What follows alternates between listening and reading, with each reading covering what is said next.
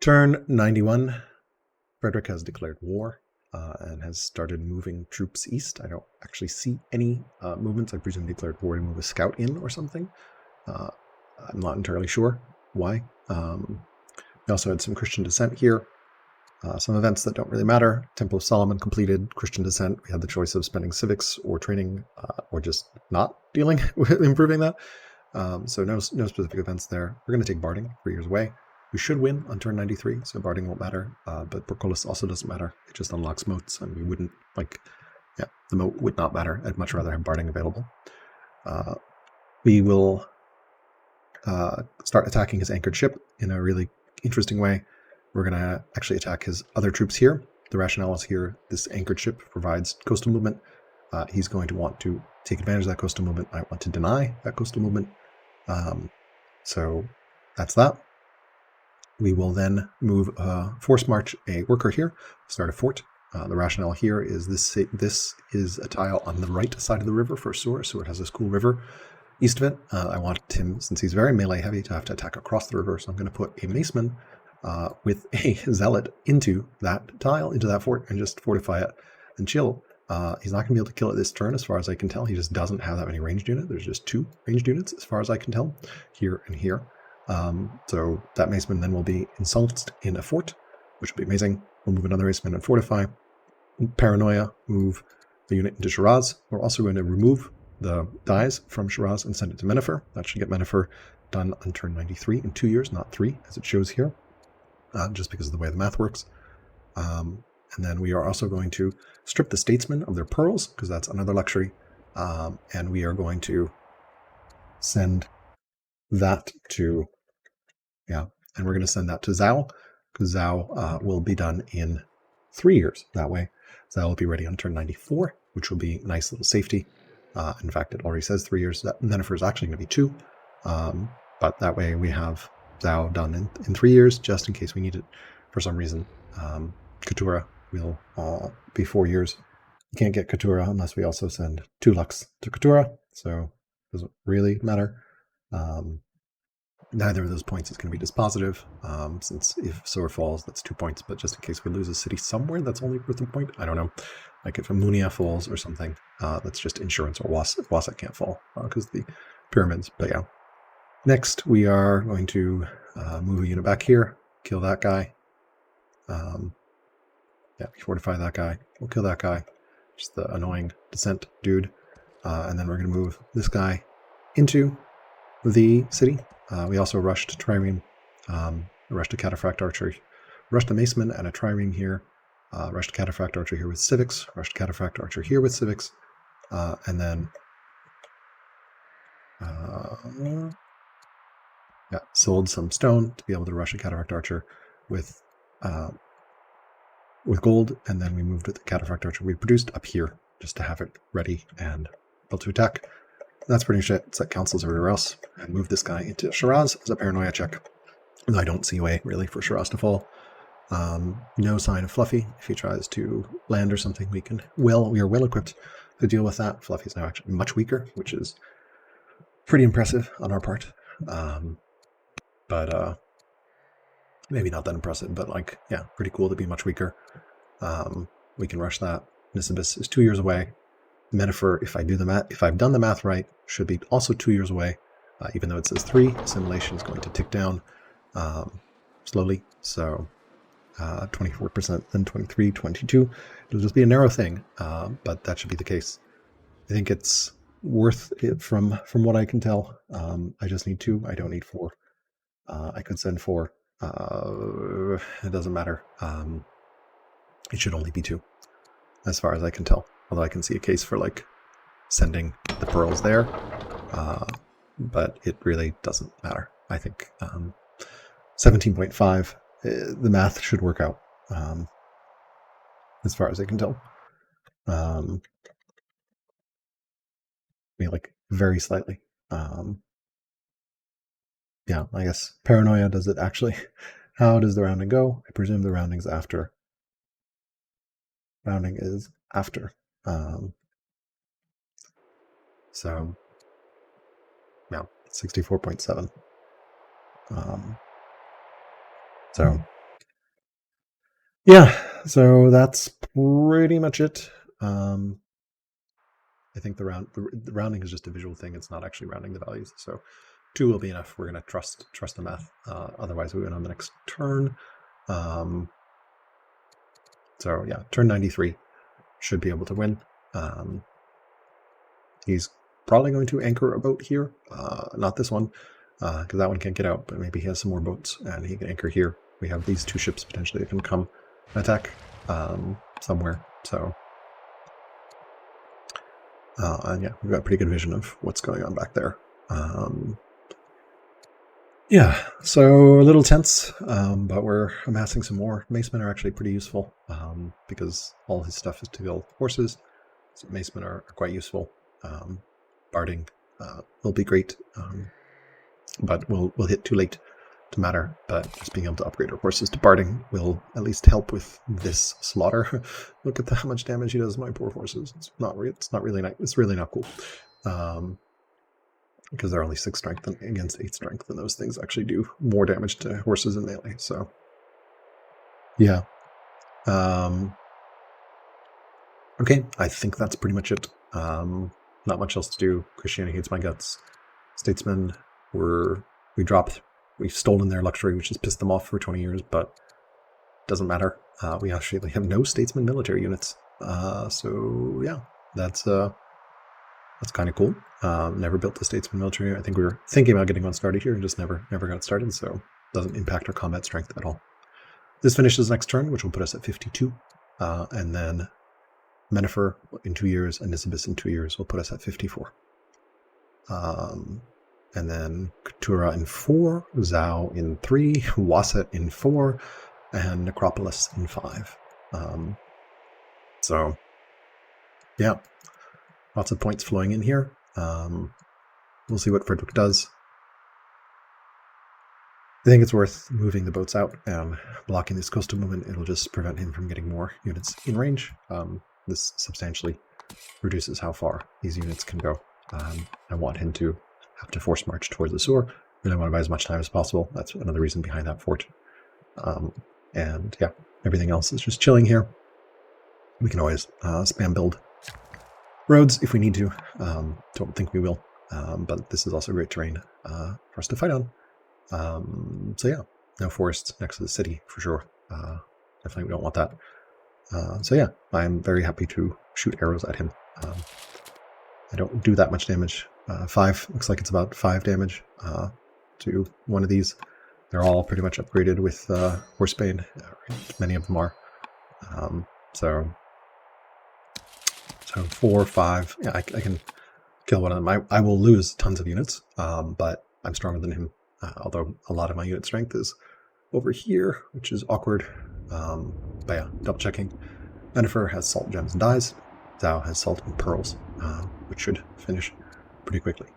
So, Keturah, we can move those gems in 7 years. Nisibis, we can move these gems in 8 years. So, yeah, so that's it. Potentially, we can always get some random cool cultural event, although usually don't see random cultural events. I think mostly they go to the capital or so. Yeah, 13 specialists in Greece headquarters. We're just chilling here. Not much else we can do. So that's pretty much it. I think we're just gonna send this one back. As you can see, I'm like, as far as I mapped out, he can do forward. Like, I don't think he can even get to this town because zone of control. But assuming he can, that's 4, 4, 2 across the river, and then if he pulls both ranged units and like attacks from say here or here, that's like 3 points. Maybe this ranged unit is better. 3, 4. So let's say 4, 4, 2. That's 10, and then say both of these 4, 4.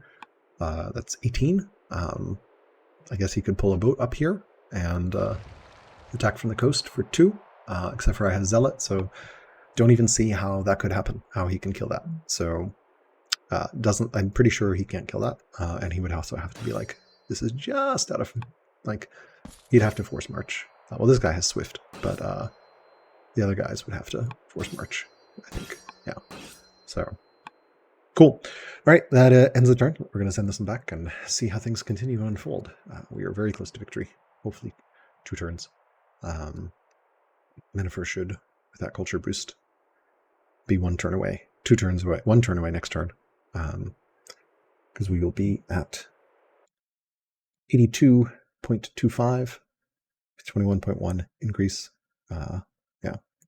So that should, Minifer should be 1 turn next turn. Really hope that's the case, because otherwise we should have sent that culture. But otherwise we just have 1 more turn, but each turn makes it even more challenging, because Frederik really does have an army that is designed to kill my army. These guys are terrifying. 1, 2, 3, 4, 5, 6 of them. And then some Acemen. So yeah, but we are also building up a terrifying force here. We're going to have 1 more, 2 more, 3 more Cataphract archers to supplement our 1, 2, 3, 4 already, and then 5, 6, 7 hiding out here. Although he trades favorably against ours, so especially since he's put Horsebane on so many of these. So, all right, let's go ahead and send this back. Turn 91. All right, first and most importantly, we are indeed 2 years away, 1 year away from victory. Nisibis and Minifer. I did the math right on Minifer. Super proud. And Zhao is 2 years away. Wasa is 3. Katura is 3. But we should win in 1 year. So we just need to hold this turn. Conveniently, we've gotten some cool events. The Khao Khan is finished. We got this cool event that gives us 18 orders, which we will very much gratefully take right now. And then we can take inhibition, which we are going to ignore. All right, so we'll take those orders. We have 122 orders and 1,500 training. We are good to do insanity on our last turn here. All right, so step 1, we are going to take Karhai. The rationale here is he's attacked. Fortunately, he got distracted by my boats, which is wonderful. That's exactly what I wanted to happen.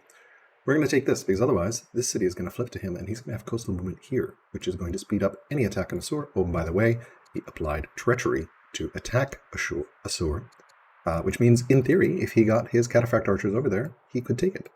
So we're going to do whatever we can. If he somehow magically got a bunch of units here, and they all were able to hit Assur, and he killed this Maceman, and he killed the Cataphract archer inside, then yes, he could take Assur.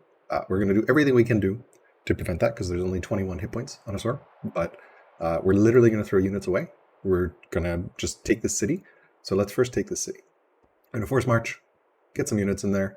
Not sure these promos matter. Doesn't really matter. We have 122 orders, so we got a lot to play with. We take Karhai. So this means he will not have coastal movement there. He's also probably going to want to take that back. Over here, we are going to move our boat out and attack his boat, kill his boat. He stunned it with one of these that has a grappler. Next, we're going to pull units up here just to sort of be in the way. We want to make it so it's really awkward to move past Assur. We're getting promotions that are good against melee and against horse. So, Amunia, we're going to start walls. Parsa, we're going to go ahead and move this Maceman out of Parsa and into here. Now, the logic is there's no way in hell Parsa can fall in a single turn. And I'd rather have this as a blocker. Yeah, it's kind of risky moving a unit out of Parsa, but Parsa has 11 citizens in it. And yeah, we also have that settler, which will, in theory, help a little bit. But I just don't see a way for Parsa to fall.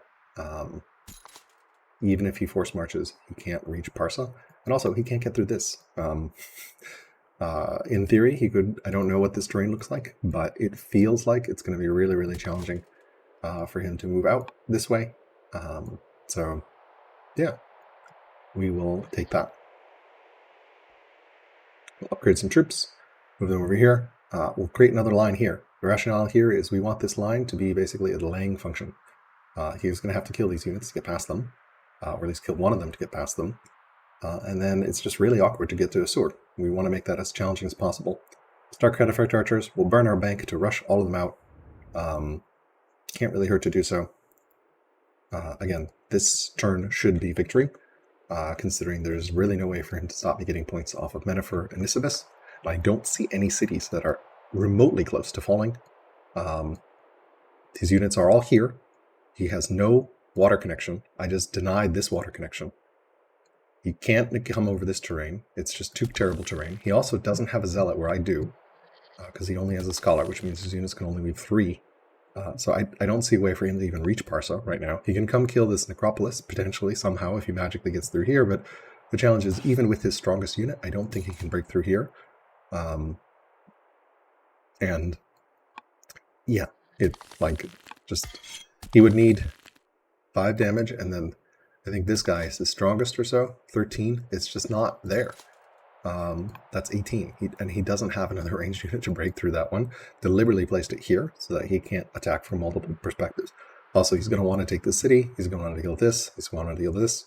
I don't see a way for him to get to Assur.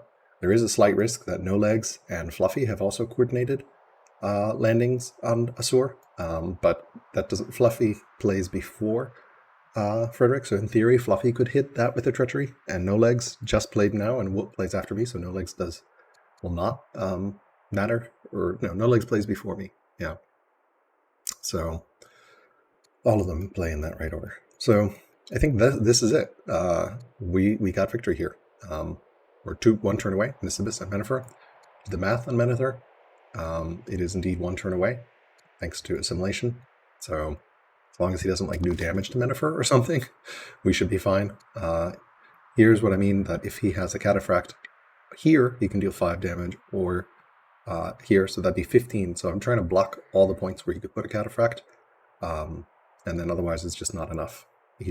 There's just too many damn units in the way. And he has no sea support. I've denied the sea. All his units are here. He's broken whatever boat chain he had back, so he can't reinforce. We're on limited force march, so that's pretty much it in terms of counterplay. Rome has not anchored anything. There's no threat from that side. Assyria is still at peace with us, which realistically we probably shouldn't have had. Non-ruthless AI, just in case people left.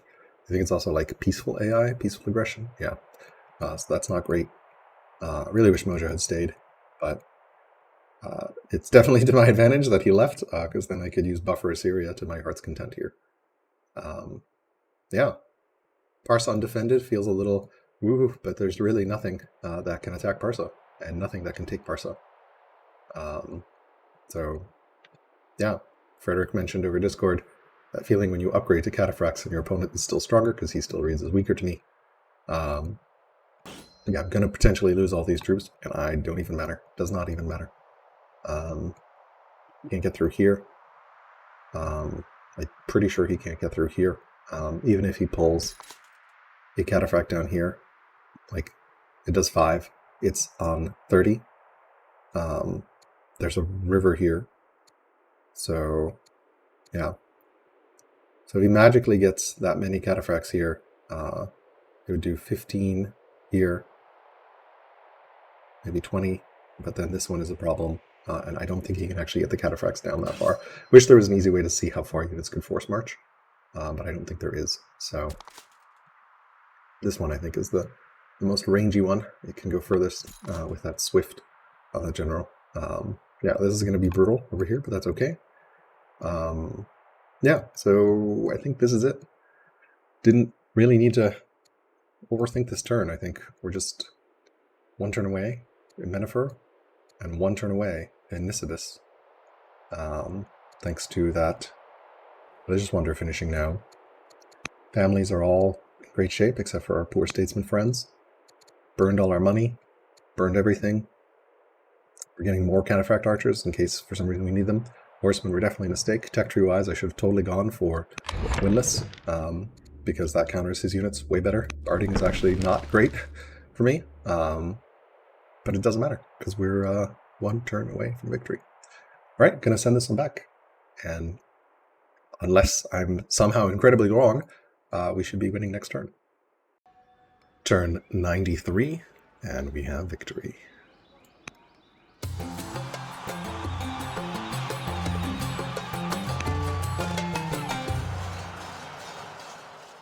Frederik obviously did a ton of damage, but it doesn't matter because we have point victory. He was unable to take Assur or any other city, and we've got full vision now Looks like Rome was planning on attacking here soon, and not yet. Wow, some biremes lading. And yeah, this would have been really hard to get a landing in on. He's blocking every single tile. There's really nowhere we can go. Interesting terrain here to start out with. But yeah, we have won a point victory. Taking this was critical in terms of removing his ability to attack this way. Now he sees the pass. Frederik says he did not know about that little mountain pass. I guess there was also a path through here. Yeah. And yeah, that's game. Looks like Assyria still had a bunch of cities up here. So it might have been a path to victory just eliminating Assyria. But with Mojo leaving the game when he did, opted to go defend my western flank. Interesting terrain here. Looks like this was entirely walled off as well. And then Frederik lands over here. So, yeah, that is game. We have won a point victory in this really fun and fascinating FFA. Good amount of back and forth. Haven't gotten Bardic, haven't even gotten Portcullis. Let's take a look at some graphs. And yeah, definitely an interestingly shaped map. Can take a look at Pella, see how much science he's pumping out. 174, 175 or so to our 143. So he's slightly surpassing us in science from Pella. Not surprising. And then Circus Maximus is on the way. Very hilly terrain for him. Yeah. And yeah, we see the, wow, there's no, I guess there's a little bit of way, very, very mountainous. This is the, I guess Rome and Greece could fight this way, and looks like they were friends here at that point, probably needing to defend. All right, let's take a look at some graphs. Actually, before we do the graphs, let's take a look at let's do the replay.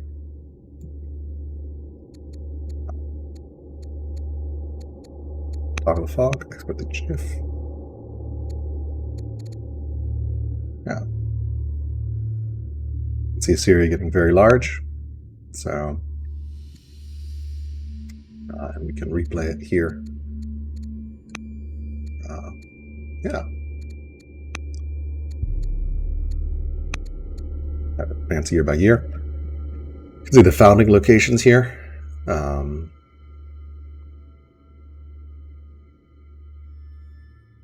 Assyria had a lot of space to their north.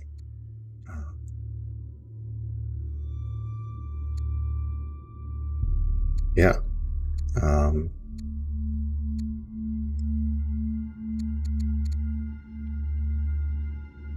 Rome getting hemmed in with 4 cities since they had nowhere to go except for mountains. That is kind of awkward. Wonder if they could have expanded that way. But Assyria, of course, settled there, preventing them from doing so. It would have been a very interesting game had Rome come across this water and been here. Egypt also somewhat hemmed in. And then, of course, Rome attacked into Egypt. Syria spreading out really, really broadly. That is like claiming the majority of the map. Yeah, and I had this beautiful starting location with just 9 cities, but they were very good and, importantly, very well defended with a lot of mountains, which let me get a lot of wonders. So, yeah.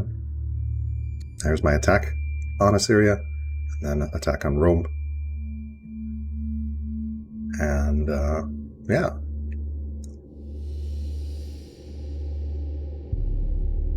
That's pretty much the game there. Let's take a look at some stats. We were 4th in national wealth, probably because I'm spending everything. Number 1 in population. Number 1 in specialists, by quite a ways. Number 2 in workers. Number 2 in military units. Fluffybunny actually had more than I did. Number 2 in units lost, largely probably because of that last turn there.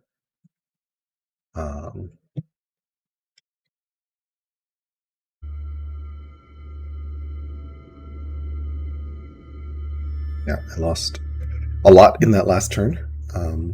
It's killed only 5th. Camps cleared 6. Mojo cleared 14 camps.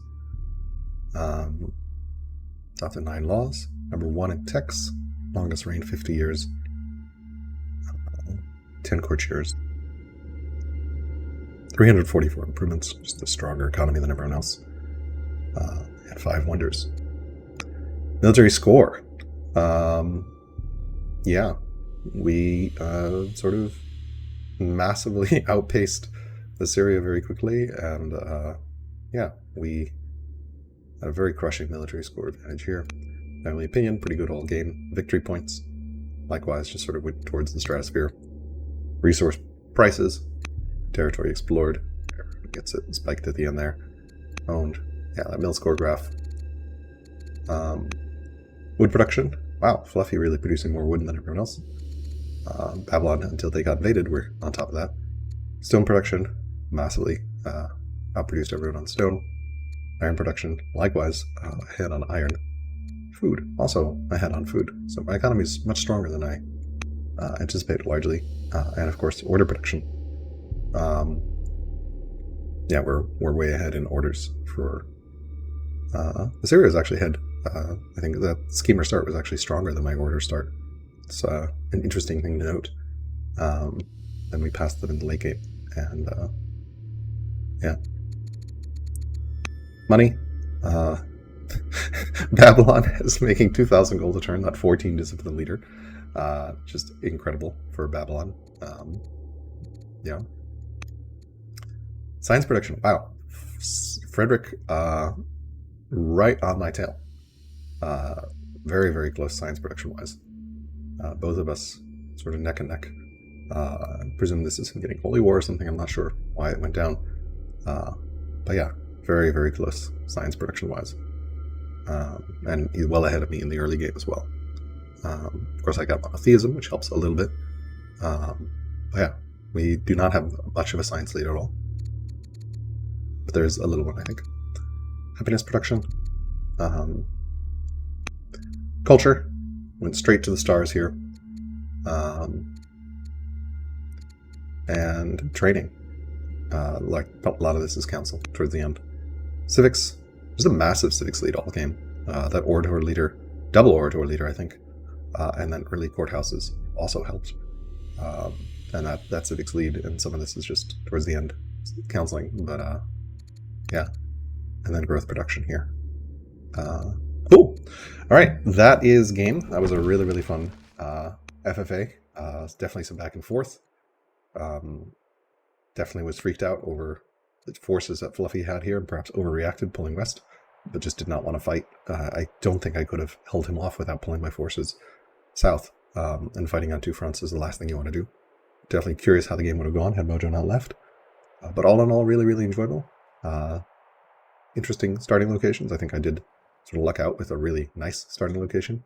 Being able to seal off 9 cities. Didn't need to get a boat, unlike Rome, which was kind of needing to get a boat to get anywhere. And then unfortunate for Rome also that Assyria settled west, which prevented Rome from being able to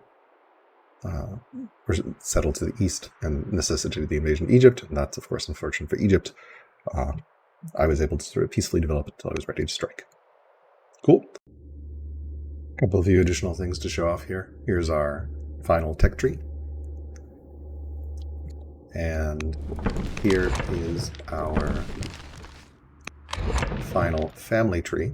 So we have our initial leader, their 2 children. Had quite a lot of kids, which is always great because it lets you have lots of characters to play with. So we had a very fecund family tree here. All right, that's it for this game. Hopefully you've enjoyed watching this amazing FFA. Thanks to everyone who recorded and then submitted recordings. And yeah, a pretty epic game. Old World really lends itself towards creating these sort of epic historical combats. Lots of back and forth. I really love multiplayer Old World. It is my favorite way of playing Old World, and just really enjoyable. Of course, all the sweeter when it turns out in victory, but it is even fun when it doesn't. Thanks for watching, and have a great one.